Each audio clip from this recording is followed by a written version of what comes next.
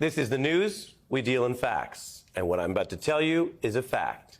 I'm joined by one of our favorite guests, the acclaimed astrophysicist Neil deGrasse Tyson has spent decades exploring the mysteries of our universe and also explaining them in ways that we can understand. Now he's turned his attention to some of the problems in one planet on the universe, inside the universe, Earth.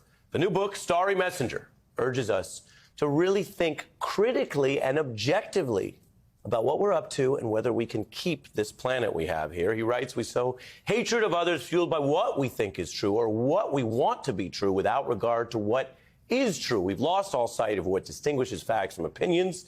We lob grenades at one another when we could be sharing beers in pubs.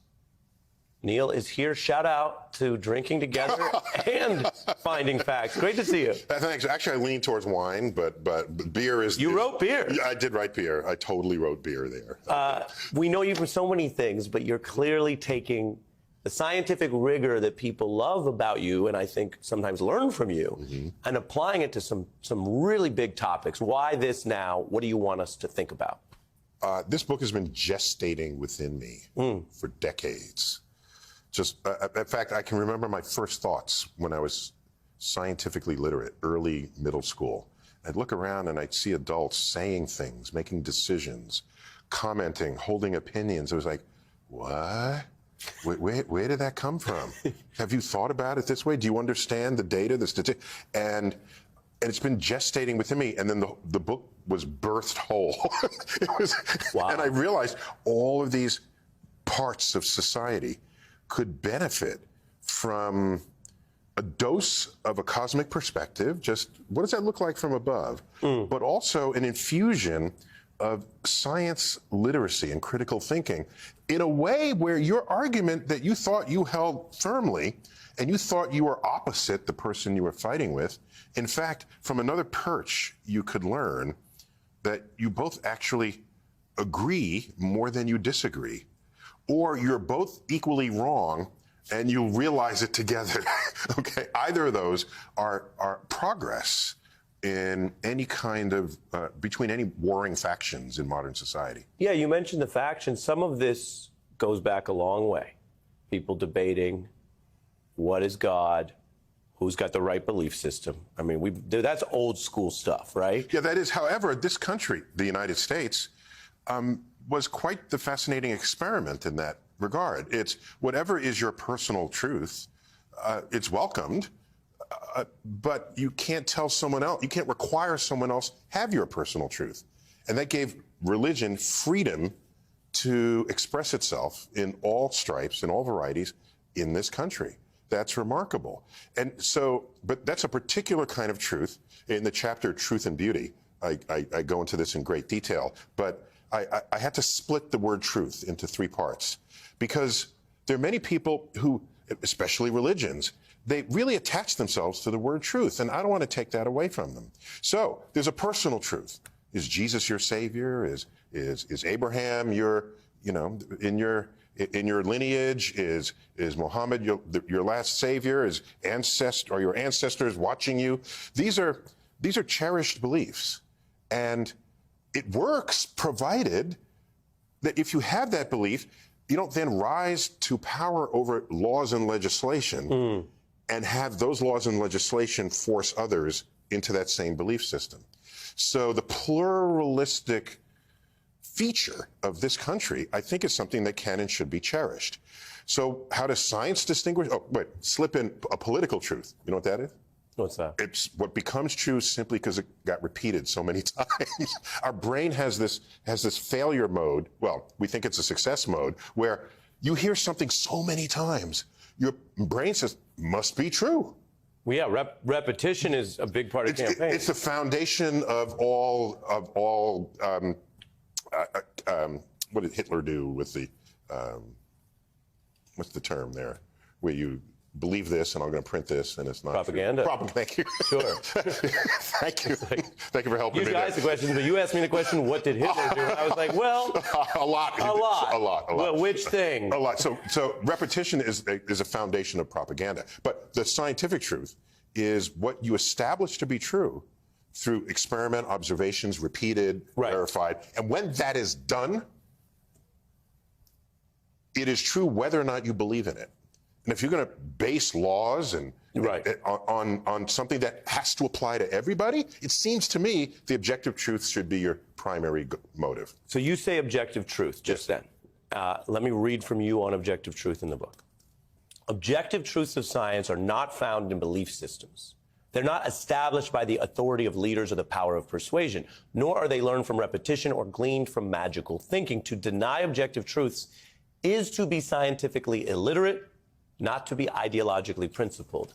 Explain that important That's one of my best sentences in the book. Thanks for finding that. Well, we found it. We found it. But explain that split, because you do something that I think is very important.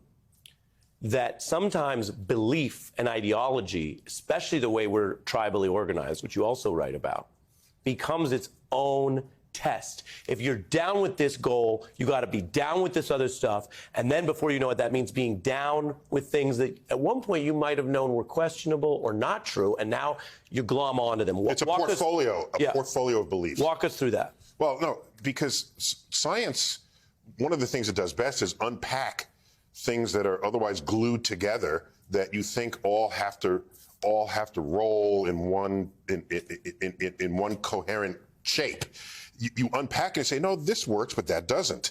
No, I'm not going to ride with that because you've attached it to this, but I'm not going to go with you on that because I'm thinking about this. What happens is we like following leaders, and we let them do our thinking for us, and I can't embrace that. No, that wouldn't seem like your thing. I can't. I don't mind leaders, but that doesn't mean I have to agree with everything the leader says, okay? And so all it means is if you pose an argument, there might be holes in that argument. And you need to be a little bit open to that. And I don't mean holes that I'm right and you're wrong. It could be a hole that, well, we're both wrong, and here's a new place we can agree on, and that's when you go out and have a beer. There's an unwritten ethos between two scientists in an argument. And that unwritten ethos is either I'm right and you're wrong, or you're right and I'm wrong, or we're both wrong. We know that in advance. So we're not fighting to the death. You fight to the point where you say, you know, this extra bit of data will help decide which of these worldviews is correct. And can I join you in that? I'm guessing that with scientists, if they acknowledge that error rates exist and vary, but virtually no humans or systems have 100% accuracy, sooner or later, they will be on the wrong side of an empirical debate. Well, so, I mean, you have to understand how science works, and that's not taught in school. It's taught, you know how it's taught in school? Here's a book, and the vocabulary words are in boldface in the chapter. Right. Memorize those, and you test it, and then you move on. Where do you learn what science is and how and why it works and why you can trust it and what it means to trust it? What do you have to do to get to the point where you can believe what the scientist says and not the person who wishfully thinks something is different? So I have a big question for you, because you tackle ethics, and there are different competing systems of ethics. Historically on Earth, many of them have involved some appeal to a higher power. Yes. This power or this God creates this ethics. Are there ethics in the non-human rest of the galaxy? I don't know. You know, ethics as well as just sort of morality. I can tell you this: whatever ethics or morality we agree to have as society progresses, and by the way, the ethos of today was not the same as 50 years ago or 100 years ago. You know, there would have been another day when I would have been a slave, okay? And so the ethics and morality evolves, and it evolves according to sort of rational discourse about what is right and what is wrong. Are there permanent ethics on Earth, do you think? Can you point to any that are permanent? I don't know what's permanent, but I do know that if you think something is permanent, that's usually not a good sign because you attach to it. And then as the world moves on, you could have a different outlook on that. I'm old enough to remember the Sunday newspaper had a section called the women's section. That was like sort of ethically the right thing, because what do women do? They're at home, and in that section were recipes and coupons and all the things women did at home. And nobody nobody critiqued that for decades. Right. And finally, we get into the 1970s and the moving frontier of the second wave women's lib movement, and all that changed. But it took that long to do it. You needed an entire civil rights movement to happen first, and then everyone said, well, how about the women? And that, I will not accept something as eternally true, given that we continue to mature in this world. And this treatise is an attempt to show you how your most cherished feelings, maybe there's holes in them. But you kind of have to be open to that a little. And I try to be playful in ways, just so that you're not thinking I'm not lecturing at you here. And the book is not even very long. It's 200 pages. It's not even very big. So it's there for you to taste. So before I lose you, because I want to jump around to the book, I was just pulling up. Please, I'm doing too much talking here. Go. No, you're here to talk. You then turn to physiology. Why is that important to you that we explore our understanding of that? Oh my gosh! Because in the body and mind chapter, think about it. We judge what is normal and what is not. And what does that even mean? Is normal just the average? Is a normal person, do we compare, you have model homes? Is there a model person that has all their working faculties, and then you compare yourself to that, and if you're not that, you're not normal? Are you disabled if they can do something and you can't? Right. Is that how you want to do this? Because if that's the case, I give examples, okay? The New York Yankees, okay? Jim Abbott was a pitcher for the New York Yankees. He threw a no-hitter for the New York Yankees. Oh, by the way, he only has one hand, okay? He has, Fire. How do you do this, right? I mean, that's pretty great. Okay. And there's another person who's a champion archer, okay? A champion archer can shoot arrows both better than nearly everyone on earth. He was born without arms. Am I going to say that he's disabled because I have arms and he doesn't? No, I'm not going to do that. You can't make me do that because we're all who we are, and you work with the hand. Are you disabled because you can't do math? Okay, is that how we're going to think about it? How'd you know I was bad at math? You had a feeling. I am. You just knew it. You looked. You look like you're bad at math. If I can't draw, am I disabled because I'm not an artist?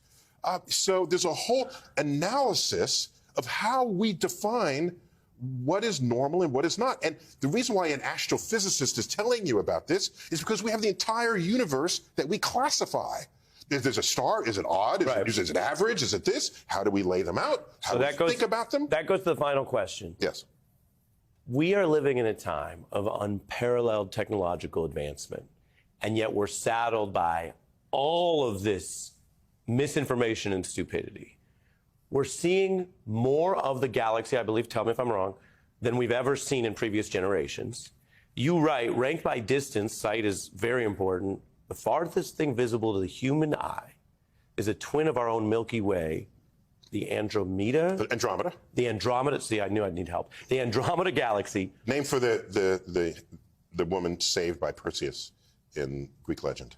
Yeah. Andromeda. Well, there's a J. Cole song, She Don't Want to Be Saved, but that's for another time. She was about to be consumed by the Kraken, so I think she wanted to be saved. And you write, it sits 2 million light years away, far beyond the stars of the night sky. What does it do for us, in English, plain English, that we have gone as a global community from seeing that far with, as you say, the naked eye, to what we're now seeing just in the last years, farther through the galaxy and its own history? What can we as a people, what is someone watching the program, what do they take from that day-to-day life that we can now see more of the galaxy than ever? You can take one of the greatest of all cosmic perspectives that exist, and it's the revelation that emerged mid-20th century that the atoms of our body are traceable to the crucibles in the centers of stars that then later exploded, scattering that enrichment into pristine gas clouds that then form star systems with planets, one of which was the sun with Earth, so that we're not simply in this universe, alive, yes, the universe is alive within us. That is a gift of modern astrophysics to civilization that borders on the spiritual. So that when you stand out in the night sky and look up, do you say, well, I'm small and the universe is big? You might say that and it'd be true. But a bigger fact than that is you are made of the same ingredients as those stars. We're not just poetically, we are literally stardust that achieve consciousness to contemplate the extent of the universe in which we live. And so the greater is that moving horizon, the more of this we find that we are a participant of in the great unfolding of cosmic events. Spending a little time with your mind is a joy. A joy.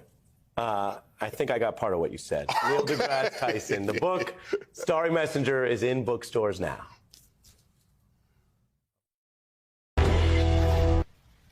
Hey, I'm Ari Melber. Thanks for watching The Beat. I wanted to let you know I'm writing a foreword to the January 6th committee's full report, which is coming out soon from HarperCollins. You can go pre-order the book right now, and it'll come to you first when the report comes out in the fall or whenever the government releases it. Just search Melber Jan 6th on Amazon or your favorite independent book site and click pre-order. You'll be the first to get both the report and my new piece on the coup conspiracy. You can also go to melberbook.com and order it there.